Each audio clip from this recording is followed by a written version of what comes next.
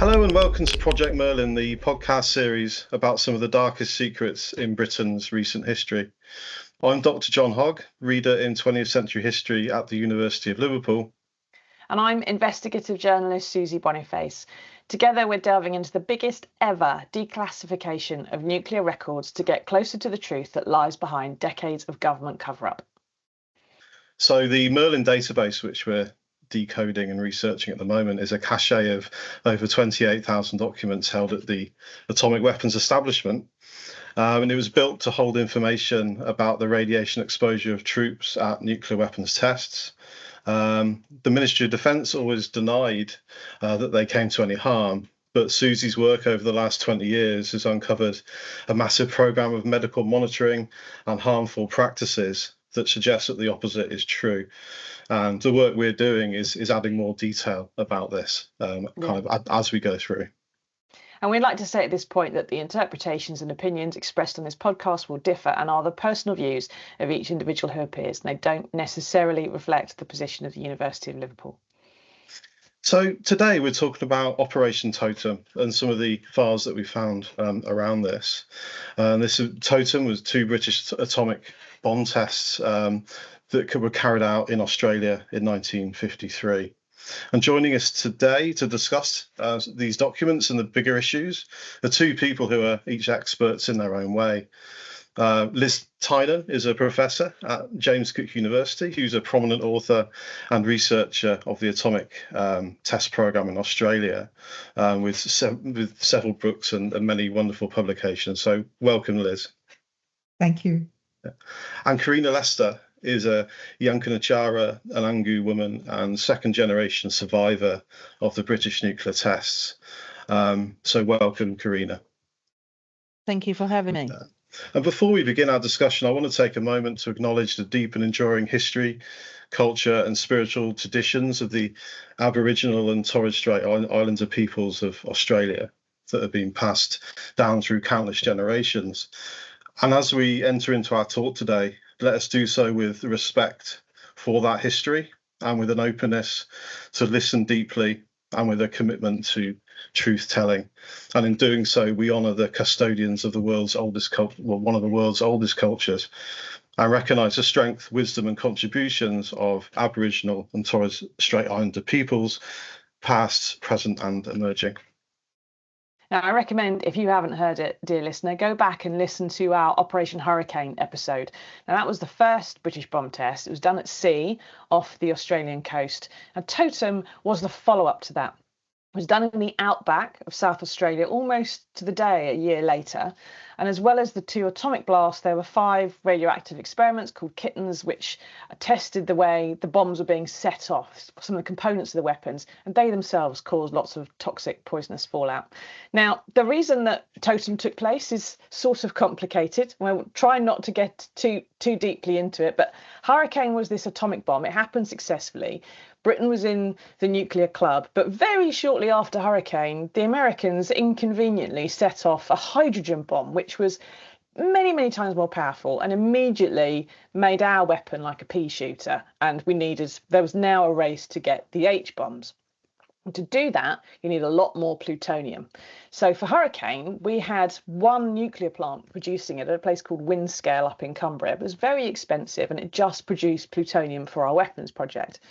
And it was decided that what we needed to do, and this may be of interest to people who are thinking about, new nuclear energy plants all the time, was that we needed to produce more nuclear plants that would do plutonium and power, because that way you could offset the costs of the whole thing. There's technical reasons why those kind of plants don't produce quite the right sort of plutonium. What we needed was plutonium-239, highly unstable element, and what we got in these new kind of plants was plutonium-239 and also plutonium-240, which wasn't as useful. It's slightly lower quality, I suppose, plutonium. And if you have too much of it in a bomb, your bomb doesn't work properly. It just kind of goes fizz. So Totem was being done to test how much plutonium-240 you could have in your bomb and it would still go bang. Right, so we had these amazing weapons. We needed to detonate it a few more times to kind of explore how much further our nuclear facilities could take us. And the spot we chose to do this obviously was not anywhere near us, because that's who we are. We chose this spot called Emu Field. And Liz, how and why, can you tell us, why did the British settle on this place for their target practice? Thanks, Susie. It's a kind of interesting story. I suppose the short answer is that Emu Field, which was not named as such at the time, that name came later, but it was deemed to be suitable because of the clay pan. So there was a very dramatic looking orange clay pan that could be used to land aircraft. Now, Len Bedell, the surveyor of Central Australia, the fellow who built a lot of the roads, incidentally, my grandfather was among the people who worked with him on those roads. He was sent out from the Department of Supply and from Salisbury near Adelaide to find a suitable nuclear weapons testing site under enormous secrecy. And he used various ways of doing that. He was a very competent bushman and he knew his way around. They used some surveying from the air as well. And they found this.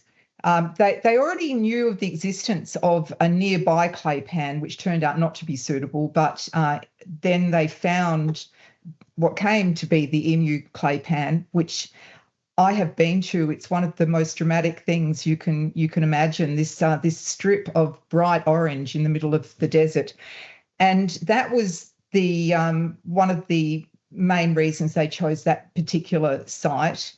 Of course, it's not as easy and simple as that. It was also to do with, the extreme high security surrounding this series of tests. Operation Totem was perhaps the most secret of a very secret series of tests, but Totem was especially secret. And Susie has set out some of the reasoning behind that, the nuclear fuel issues behind that drove the British to try and find the right way to build bombs that could use the output from Calder Hall, which had this different constitution of plutonium isotopes. And so they wanted somewhere extremely remote. Of course, they did not for one moment take into consideration that this was homeland. They were really driven by the time factors. They were anxious to get the Totem tests tested quickly, and in fact, Emu Field was set up extremely fast. So once Len Bedell had found this site, then William Penny, the inventor of the British bomb, actually went there. He flew there and landed on that clay pan. Len Bedell got a whole bunch of Land Rovers lined up along the side of the clay pan with their lights switched on to guide the aircraft in. There were 2 aircraft that landed with William Penny on board. And it was during, as I recall, it was during that time when William Penny was inspecting the site that it came up that they had found emu claw marks in the clay. And that's how ultimately the place came to be called Emu Field, because of the emus. I can tell you there are no emus to be seen there these days. Certainly I didn't see any when I was visiting. In fact, I didn't see anything much at all except feral camels and lots of flies. And the flies drove the British crazy when they were there, and they tried to get them wiped out. I don't know how they expected to do that, but that was part of the plan. So the short answer is the clay pan. The longer answer is more to do with the needs of that particular project, that they wanted a very remote place that was excised from Australian territory, in a sense, under legislation called the Defence Special Undertakings Act, which basically made it illegal for Australian citizens or anyone else to go there without clearance. So they were wanting to mask a very, very secret operation, and it was very hard to get to. And so in that, they were successful for the most part. Oh, thank you, Liz. And it probably comes as no surprise that some of the documents that we found in Merlin show a very dismissive kind of attitude towards Indigenous people who are living in the area. So we know that the two governments, Australian and UK government, sent out what they called native patrol officers to keep an eye out for people in the area and warn people, for instance. But to their eyes, and this is well known, but again, it's in Merlin, that in the official eyes, this land was kind of a desert. It was empty and lifeless, and so on. So these colonial attitudes are coming through really clearly. So Karina, this was clearly an area that was home to people, to people from your community. So could you speak a little bit more about the kind of impact of this kind of colonial attitude towards the land? There was so much secrecy around it. I remember very clearly many times when Dad spoke about it, my late father, Yami Lester, he often questioned how were we as Arnongo to make any sense of this when we met with the one patrol officer that was responsible for managing the land, to inform Arnongo around what this program was all about and what Totem 1 and Totem 2 was going to be involving. And that was something that really is still clear to this day as well, that none of this was in a language that Arnongo understood. And many of our family who lived there, they lived freely on their traditional lands. They would hunt through that traditional country and they would practice their laws and their cultures and they would practice ceremony. And it was really important to Arnongo Yankunytjatjara people and Madu Yankunytjatjara people who moved freely through those traditional lands. The one patrol officer never spoke any of those languages. So really the communication was limited, of course. He might have spoken to the pastoralists who were there at the time at a place called Wallatina, which is where Dad was. Mr.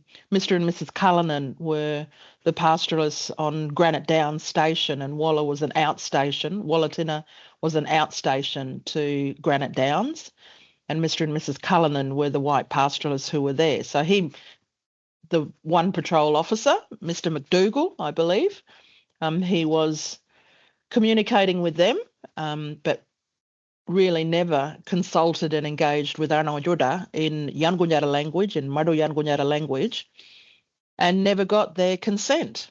And so it was full of secrets. And that's been part of the concerns from Arnongo communities, is we were never consulted in a way to approve this. We would never have approved this act on our traditional lands. Well, that's why you weren't asked, Karina, along with all the other the racist attitudes of the time and everything else. It was a case, I think, that the British government spoke directly to the Australian government at the time because they knew they'd say yes. And the exchange was nuclear power, wasn't it? It was the fact that if we let you detonate nuclear weapons on our landmass and our continental mass, we will have access to nuclear energy technology, was the thinking of Robert Menzies, the Australian PM around the time. And it's just the tie-ins between nuclear weapons and energy are so constant. Whenever we hear now in the news, we need to go green, we need to have more nuclear power stations because they don't burn fossil fuels, I'm sitting there tearing my hair out saying yes, and they also produce plutonium for our nuclear warheads, which are getting older, and they want new plutonium, and that's the real reason they're building some of these things, but they can't say that in quite the same way. So Totem 1 and Totem 2, as they were known, were fired on October the 14th and 26th, 1953. Both of them were detonated on top of 100-foot towers. That's not high enough to get your bomb out of harm's way in terms of sucking up all the soil and dirt from the desert that's underneath them. And one of the bombs was a test of an existing warhead called Blue Danube. The other one was an experimental one. They were trying to miniaturize these warheads so they could actually get them on a plane and drop them, which they did in later tests. So Totem 1 was 10 kilotons. That's about half a Nagasaki, if you want to compare it. Totem 2 was about half a Hiroshima, that was 8 kilotons. And those comparisons will actually be of use later on. So just remember, these bombs had about half the explosive force, the yield of the bombs that ended the Second World War. This time, Liz, unlike Hurricane, where the British have been in control of everything with some Australian naval support, despite what you say there about obviously the legislation keeping Australians out and everything else, on this occasion, the British, for some reason, decided to let Australia's Army and Air Force kind of take the lead in a way in terms of manning that area and providing all the kit and equipment and manpower. Very few British service personnel were involved. Obviously, British scientists were in ultimate charge, but there was a lot of heavy Australian involvement with this one. Why did they choose to do that, do you know? Oh, well, it was convenient to do that. So the Australian, both the Air Force and the Army were involved, and the Air Force had a construction squadron. They were amazing. They built the test site from nothing to, they only arrived in February of 1953. And they were ready to test in October. It's, for an area that had no infrastructure at all. So the Australian Armed Forces are quite renowned for their abilities, and it was convenient and also able to be kept secret, because armed forces, of course, can keep those secrets. They are party to secrecy agreements. And so, but even so, Emu Field was always a very small number of people. The site could only really host about 300 people at a time. So we're not talking about very large numbers of Australian military personnel. And it was a tented camp, and that was, just lasted as long as the tests. But the Army rolled in with great difficulty a Centurion tank, the atomic tank it became known as. They had to bring that across country because that couldn't be flown in. And so, the pub yarns around bringing in and indeed taking out the tank at the end are quite legendary. And that particular tank also went on to be used in the Vietnam War. So the idea here is that the military were readily available, well-trained, and could work very quickly to get the site up and running, and they had all the secrecy around them. Although, as you know, Maralinga a bit later was actually built by a civilian company, or a part of it anyway was built by a civilian company. But this time they needed speed, they needed very efficient workers, and so yes, the Australian military, both Air Force and Army, were involved on this occasion. Yeah, so Karina, I think it's well known already, but again in Merlin we're seeing this concern about the possible effects of weapons testing on mainland Australia. We're seeing that from the official side. So the Australians provided scientific observers. There was a weapons safety committee that had the task of making bombs as safe as they could be. So what's your opinion about how effective that work was in terms of the officials trying to make these bombs, in inverted commas, safe? Well, many of Dad and his family and community were never provided with anything safety, as in PPM. There was none of that communication to remote community, of course. We were on a pastoral, or Dad was on a pastoral property, very remote. It was never really communicated about the safety issues to Arnaljuda, and that was a really big concern, because what they saw after, when that black mist fell, was sickness and new sickness, and a really instant reaction to when that black mist fell over that camp, and they were never informed of what was going to happen. So there was no safety issues, explained to Arnaljuda in a language that they understood, and And in our stories, we hear that it was a very heavy, black, sooty substance that fell on the louvers of the windows, because they weren't sealed windows, they were louvers.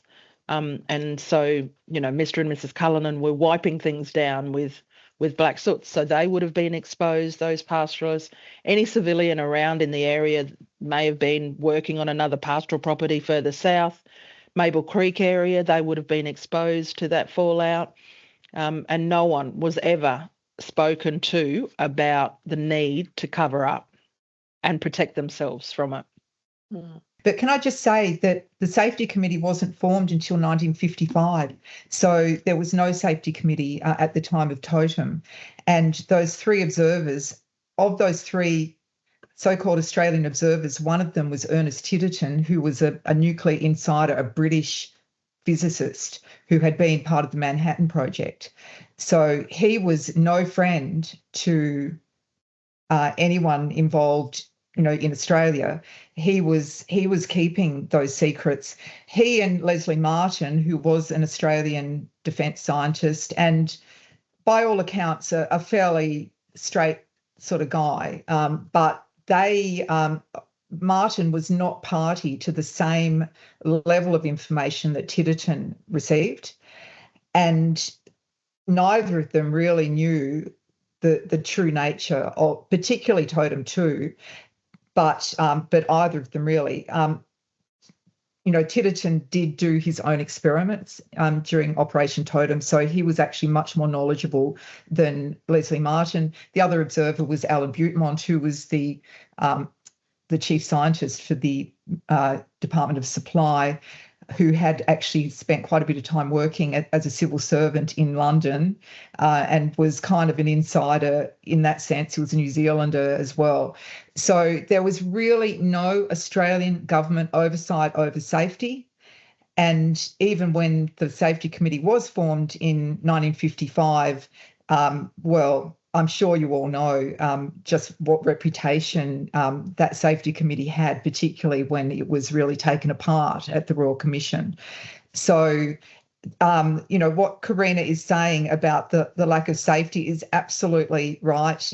There was nothing. I mean, Walter McDougall was a guy he was a lay preacher who minded the sheep at Ernabella Station before he became a Native Patrol officer. And he was joined much later by another guy, but that was well after Totem. So it was really just him. And you know what? He didn't have the slightest idea what these bombs were. He didn't understand what they were. He couldn't. He was uneducated. And this was the early 1950s when very few people knew what these weapons actually were. So there was nothing that he could say or do, even with the best will in the world, that could have helped. And yet he was kind of hung out to dry, I think. He was told to go out and make it safe. Well, that was never going to be possible. He couldn't make it safe. It was impossible to do that, given what they were planning. So it's just a disaster waiting to happen. These are massive areas of outback, aren't they?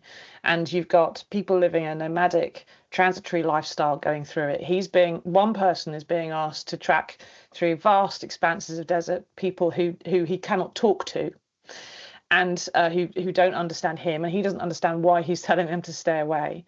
And then we've also got, other documents have come out over the years showing, for example, even when he was reporting sightings of Aboriginal people and saying, well, this is here or those people are there or something else, the response of the British was just to ignore it or to say, well, that can't possibly be true. There cannot be anyone there. It's a desert. And there's some famous quotes along the lines of, Walter McDougall is putting the needs of a few, I think natives they are referred to as, ahead of the needs of the British, natives.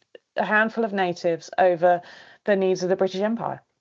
That was a quote from Alan Butemont, the chief scientist, who was very angry with Walter McDougall, who had raised a fuss about the Giles weather station that was being built on the WA border, which was part of the nuclear test program, and he nearly lost his job over that.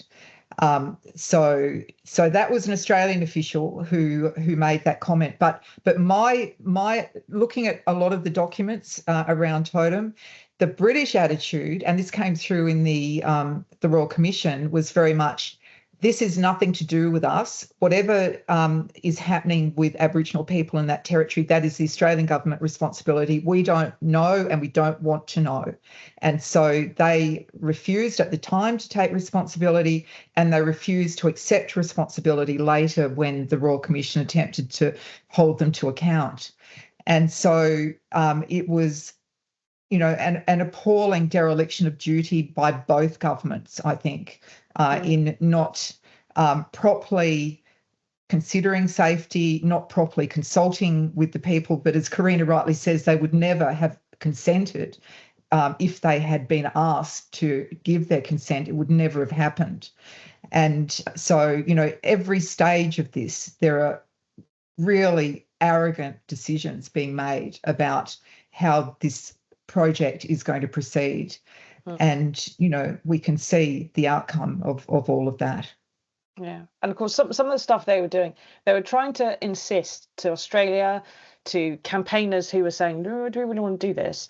And to their own government as well, that they knew exactly what they were doing, that everything was absolutely fine, it was going to be safe, we know what we're up to, this is just maths, there's a straight line between point A and point B, we're going to get there, no one needs to worry, just let us do it. And one of the promises that William Penny, our British Oppenheimer, made was that the yields of Totem were going to be very small. And that would mean there wouldn't be big clouds, they wouldn't go very high, they wouldn't get carried by stratospheric winds all the way across the continent, and they wouldn't drop fallout on inhabited areas. The fact that the outback was actually inhabited just doesn't seem to have occurred to them. And when it did, it was only these remote sort of cattle stations that you referred to, Karina, where they just think, only the white people are inhabiting things. So they had these kittens tests. They've already dropped polonium, beryllium, other horrible heavy metals all around the testing grounds. And it was going to get worse because the scientific predictions on these yields were quite off. So Penny said Totem 1 would be 2 to 3 kilotons, maybe. It turned out to be 10, which of course is 5 times bigger. That's a significant difference. And there were lots of problems with getting the firing done, wasn't it, Liz? There was delays because of bad weather. There were concerns about firing on Sundays. It just didn't. Totem didn't really go smoothly as far as the scientists were, not as smoothly as the scientists had promised. It certainly didn't. I mean, you could say none of the tests did. There were always problems with the exact timing and the weather, and getting the bomb assembly in the right place at the right time. None of it went smoothly at all, and their calculations were out for every single one of the major bomb tests in Australia. I've just finished writing a book on the Montebello test. It's just extraordinary how out their calculations were. But you're absolutely right that they did not correctly calculate the yields for either of the Totem bombs. And I'm sitting here in Townsville in North Queensland. The cloud came here, from Totem. This is a very long way away from that land. At one point, a civilian aircraft encountered one of the Totem clouds, and this caused a panic because this was not expected to happen. And so that kind of had to be shut down using, security mechanisms to, ensure that didn't get out into the public. But the cloud wandered. Both Totem clouds did things that they were not expecting. Obviously, Totem 1 created the black mist, and that was because of meteorological conditions at the time of firing. But also Totem 2, there was wind shear at that time, which created all sorts of havoc with the cloud. And so they basically were flying by the seat of their pants. They did not know what they were doing. The technology was still very new. There's really no excuse, though, because, if they were trying to do it too fast. They were trying to do the impossible in a short time frame, and safety got left way behind. Safety was not. I mean, at Hurricane, as you know, you've done a show on it, that they didn't even measure fallout from Hurricane. So the slackness, the political pressure to get these things tested, to get this nuclear arsenal in place. The bombs tested at Emu Field, the Totem bombs, they were modified and they were in the Royal Air Force the following year. Modified versions. They didn't particularly like what happened with the high proportion of 240. So there were some changes made to the design. But, there was a lot of pressure, and it's pressure that came from the geopolitical factors, the fact that the United States and the Soviet Union were galloping over the horizon. They were November 52, America, as you said, Susie, tested a hydrogen weapon. So they were intent on getting this done as fast as they possibly could and damn the safety. And unfortunately, we're left with the aftermath of that. So Karina, so if we think about the aftermath here, your father, Yami, was only a young boy at the time, 10 years old, I believe, and his family were working as farmhands at Wallatina cattle station.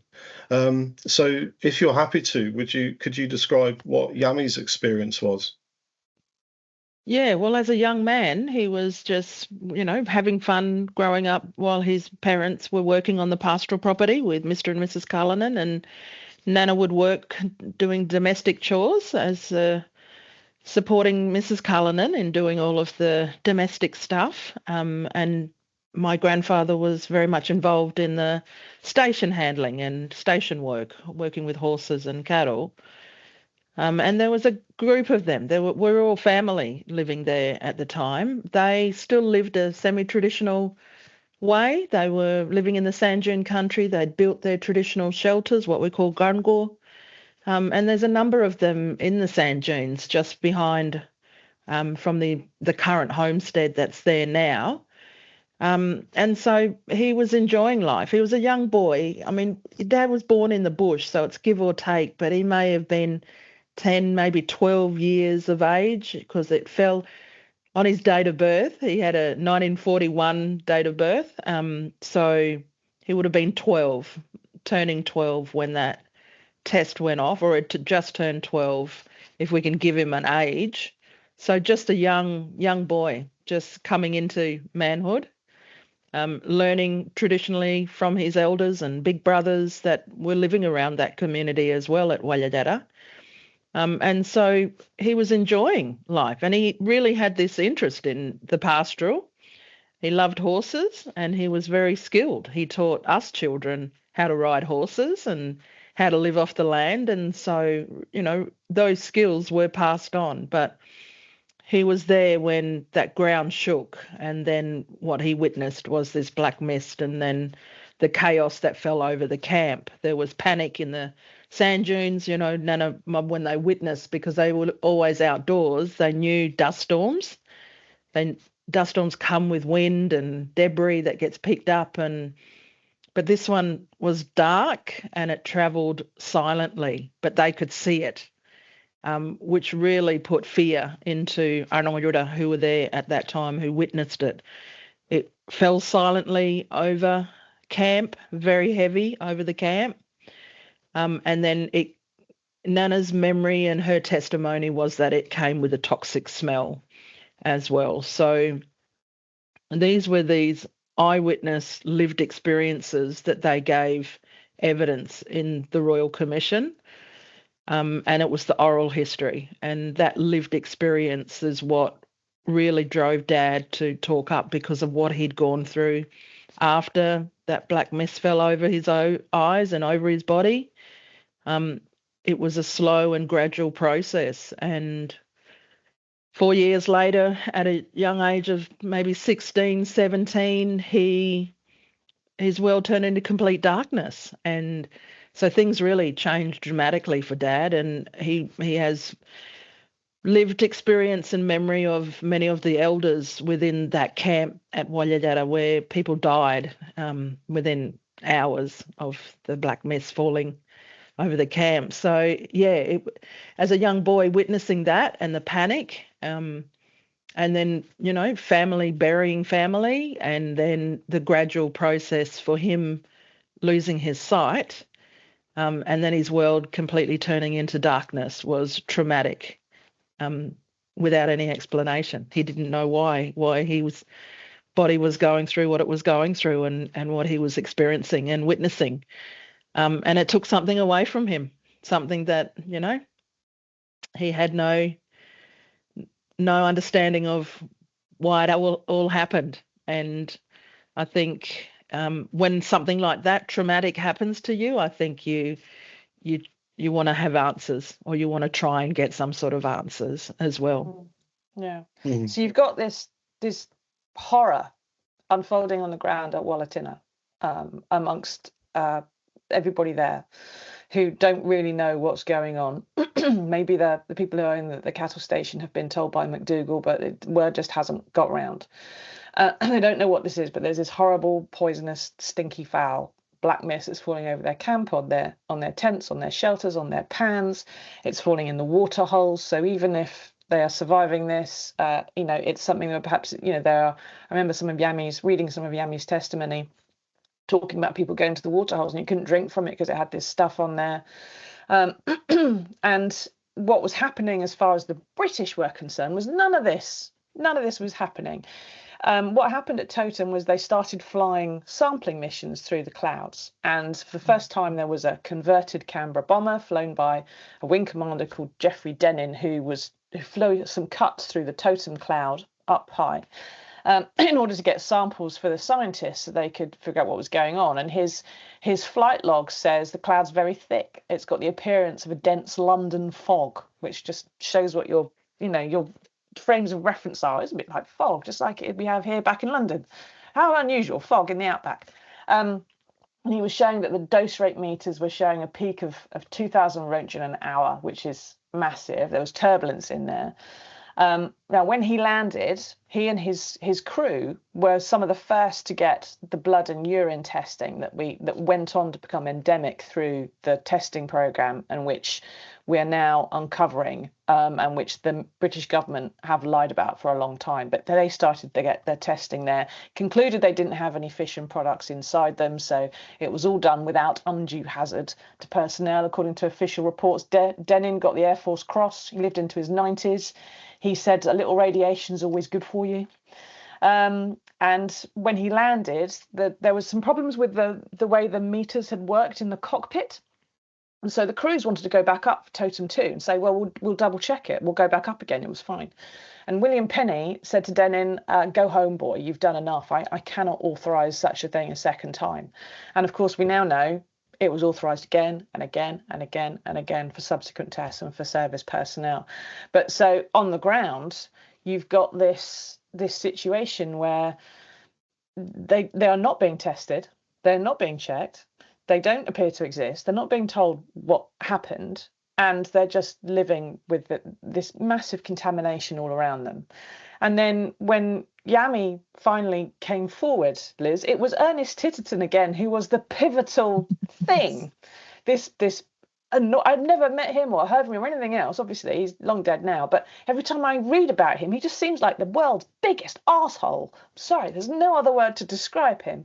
And he was on the radio, wasn't he? And that sort of caused Yami to just go, right, I flipped my lid. I'm going to tell people about this. And he rang up the Adelaide Advertiser, told his story kind of for the first time. And then what happened is in Australia, how did this, because that was the start of the scandal, wasn't it? Yes, he rang Rob Ball, a reporter on the Adelaide Advertiser, who I met actually when I launched the Emu Field Book in Adelaide a few years ago. Incidentally, Ernest Titterton, my father worked with him and can confirm your assessment. So Dad knew him very well. They worked at the ANU together. But yes, so 1980, Rob Ball, Adelaide Advertiser, gets the story. Yami contacted him and filled him in on this. He had been extremely annoyed listening to Ernest Titterton on the radio saying very arrogant things about how it was all terribly safe and no one was harmed at all. And I believe from Yami's book, he screamed at the radio, "Bullshit." And that was the starting gun, I think. And so Rob picked it up, and that became a bit of a media story. And then one of the South Australian government health authorities did a bit of an investigation, a bit of a survey, which was unfortunately inconclusive, it was always going to be inconclusive. You could put money on that. And it's not just, I'm not doubting their sincerity in attempting to find out what went on, but it's just that there was no data. There was no information. There was no baseline data about the health of the people in those areas anyway. And so that was, a bit of a non-event, although it did pick up a cancer cluster. That report did pick up a bit of a cancer cluster, which they attributed to Maralinga rather than Emu Field. But it was inconclusive. But it kind of developed, the story started building from there. I think I'm right in saying, Karina, that 30 years after Totem 1, after the Black Mist, there was a commemoration that was held at Wallatina to mark the 30 years, and a video was made of that, which your father subsequently took to London with Richard Bradshaw, the lawyer, alongside him, and they showed that video. I've not seen it. I don't know whether you've seen it. Karina, have you seen it?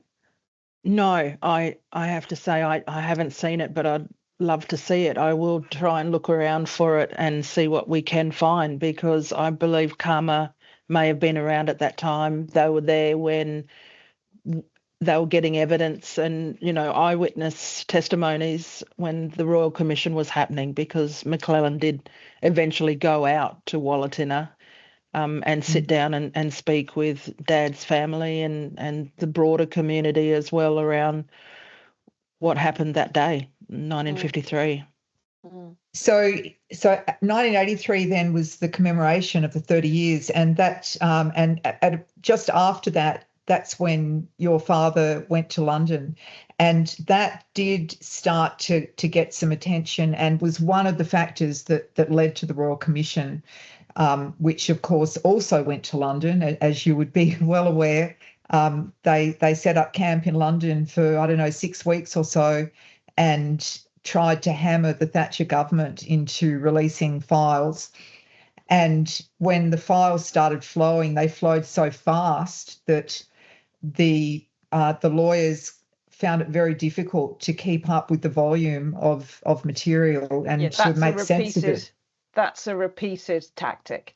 We had that in repeated court cases. They'll just flood the zone with very highly technical documents with lots of further maths in, and that's what we've got with the Merlin declassifications. 28,000 files, 750,000 pages just opened, dumped, and go, right, pick the stuff out of that you're interested in, and you're going to look through it, not us, kind of thing, even though they already know what's in it. So in 1983, by this point, the British government is on the back foot, trying to defend itself against something which it considers historic and also vaguely, empire related and race related, which it doesn't want to have anything to do with. I'm sitting actually looking at a copy of the Observer from 1983, in which they're reporting on Yami's claims about the Black Mist and the Aboriginal testimony and other things that were happening here, and how they passed over encampments. And there says the Ministry of Defence admits fallout from Totem 1 passed over the encampments, but a plane supplied measurements showed radiation levels are very low. The Defence Ministry cannot offer any explanation, in quotes, for accounts of a black mist, and left them with characteristic signs of beta radiation. And a spokesman told us perhaps it was a whirlwind. It couldn't have been fallout at all. So they were just flatly denying, look, the maths is there. We've done the maths. There's no way the maths allows for a black mist. And Titterton was saying this is like mythology. And part of that, I think, is probably, Karina, because it was, your culture relies on oral testimony and oral history. And so, because it wasn't written down, they didn't trust it and they didn't believe it. And they were trying to find ways to undermine it. There were lots of settlements in the path of the cloud. There were lots of people and Indigenous people who reported very similar symptoms of sickness, of this black ash, of skin problems, which is what you get from beta radiation, from ulcers and other problems like that. And one of the documents that we want to talk about today, which we found on Merlin, sheds a bit of light on some of this. And I think it's something which came out for the Royal Commission, but it was secret and locked away in the UK on Merlin behind the world's toughest national security rules, which you have to really fight to try and get in there. I mean, it's taken me years to get even a few documents out of Merlin, and then finally this declassification. And of course, it's been sitting in the Australian archives all this time, along with some other stuff, it's quite nice to have a different set of archives we can go to occasionally. But, it's effectively out of reach for most veterans in this country who are trying to sue the government. And this document, after Yami had come forward, it was causing a big old fuss. So the Atomic Weapons Research Establishment, as it was then, set out to see if this black mist could possibly have been true. Now, for some reason, they hadn't done it any earlier. They clearly should have checked earlier before they were issuing all their denials. But they wrote a report. And they've been denying it for 4 years by this point. And this file concerns, firstly, a statement that was made to that commission and a technical report by a man called W.T. Roach, who was an MOD weatherman, a meteorologist, and another colleague from the Atomic Weapons Establishment. And basically, it uses some weapon and weather information that was gathered at the time to do some mathematical modelling. And it worked out that, there could have been a black cloud in that place, particularly at Wallatinna, and just where the Indigenous people said it was. And Liz, it all seems to boil down really to the fact that Australia is a sunny place, and this weapon was fired at 7 in the morning when it's pretty cold. But as the air warms up over the course of the day, there's convection, which means the air at ground height comes into contact with the cloud, and so you start in training it starts mixing, and it comes down to the level where you can breathe it in, pretty much. But you've seen this document before, haven't you? Because it's been in the Australian archives, and it's part of one of the things you've written about one of your books. Yeah, so I quoted from that document in Atomic Thunder, which came out 10 years ago, and also I found that the study done by Jeff Williams and co from Arpanza, that came out in 2017, that also quoted from that document. And, that's quite an interesting paper, the Williams paper in 2017, because that was an attempt to try and understand scientifically what was going on. And so they drew upon the Roach paper. The Roach paper also informed, the infamous AIRAC report of, I think, from memory, 1983, which was trashed by the Royal Commission. That report was a whitewash, according to the Royal Commission. And it was, the Roach paper was kind of used as some sort of scientific backing for the idea that, yes, there might have been something, but it wasn't that serious, and, it couldn't have been radioactive. But if you read Ray Acaster on this, so Ray Acaster was a British meteorologist who ultimately came and settled in Australia and took quite an interest in this. He wrote a very interesting article that dealt with the black mist, and he was scientifically capable of understanding the Wilson cloud, which is that effect that you talked about, which, is a puff of condensation that enabled the black mist to be created.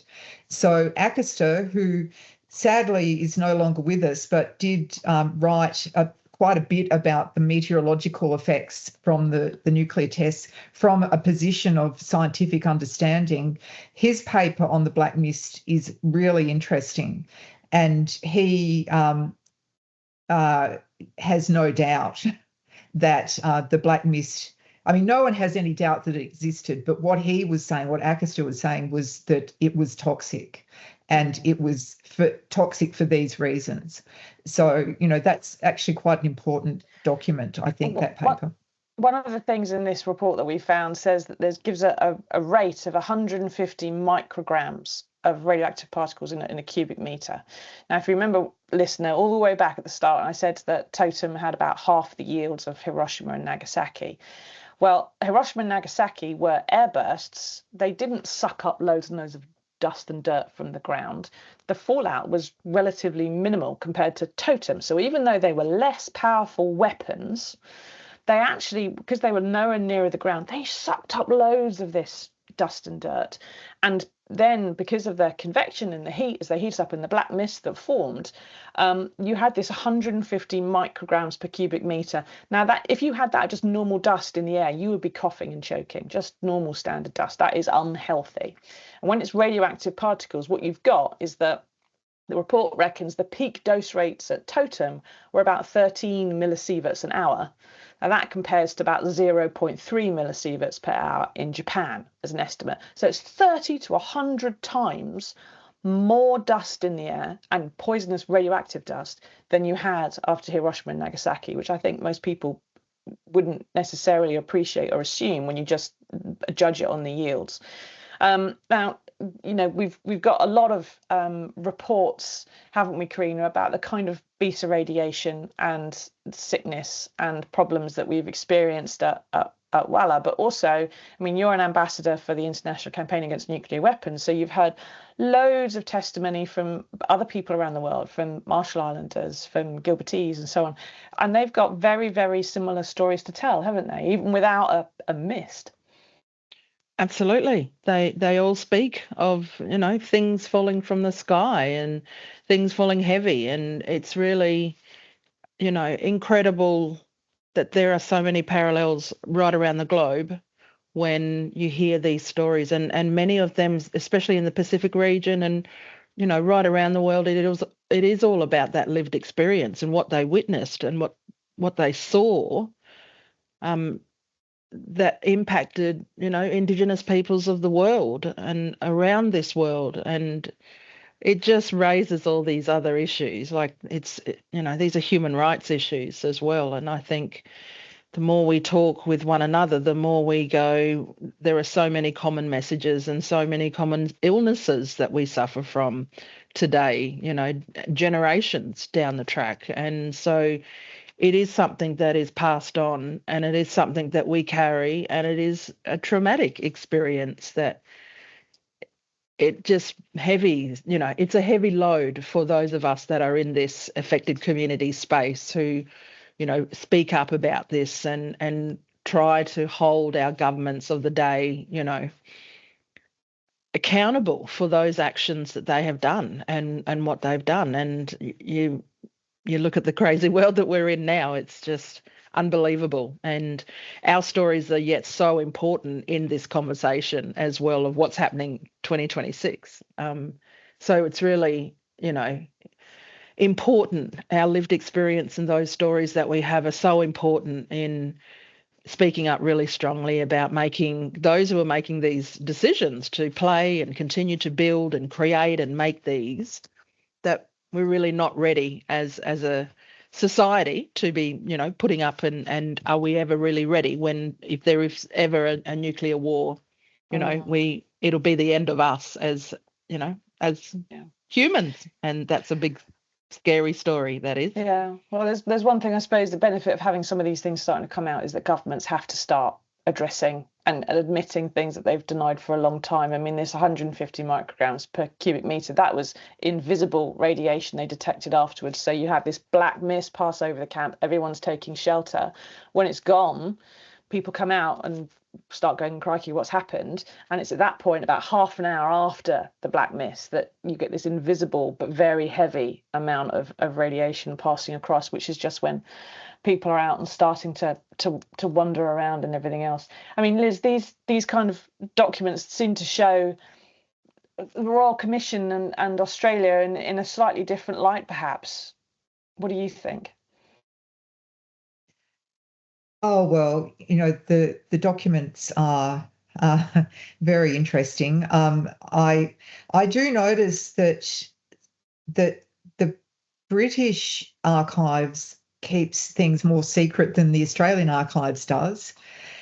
There's an example of that, which I have been engaging with just recently around the Montebello tests, where there's a very important document about the yield of mosaic G2, for example, which is freely available from the Australian archives and is not available from the British archives.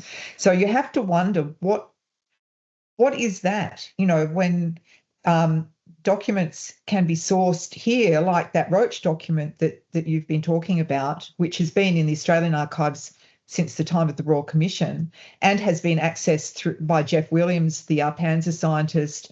It was part of the ERAC report. It's not a secret document. It's out there, and I've quoted it in my book 10 years ago. But it's not available. It's kept behind these high walls in Britain. One thing I noticed when I accessed the Merlin database earlier this year, when I was in the final stages of the Montebello book, is that a lot of the documents that I was finding around the Montebello tests look familiar to me, and there they were in the Australian archives.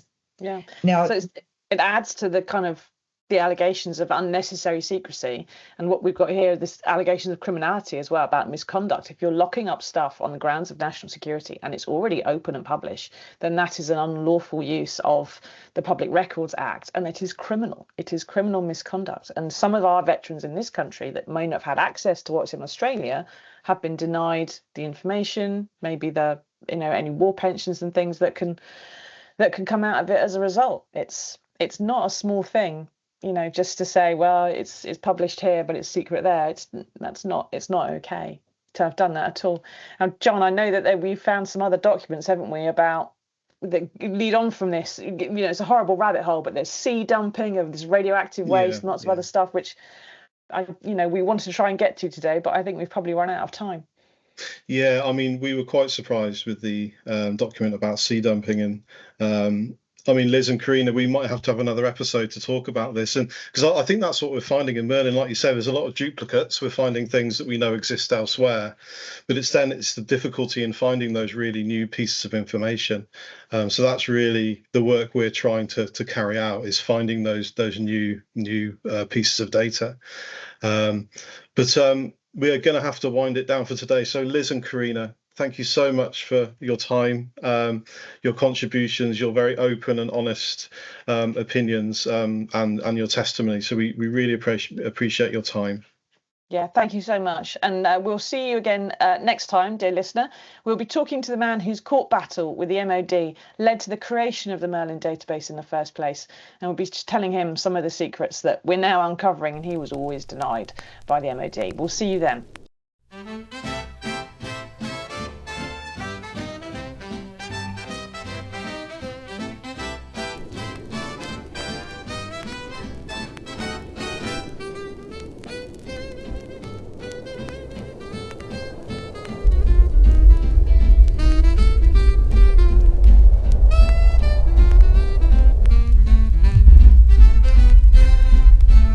This podcast series is part of the Nuclear Justice Research Project based at the University of Liverpool. Funded by Research England's Policy Fund, the project is a collaboration between the Centre for People's Justice and the Department of History, investigative reporter Susie Boniface and LabRats International. All historic images are Crown copyright and reproduced under the Open Government Licence. With thanks to Dr. Jonathan Hogg, Susie Boniface, Sarah Jane Stroud, Michael Bayliss and the team of students.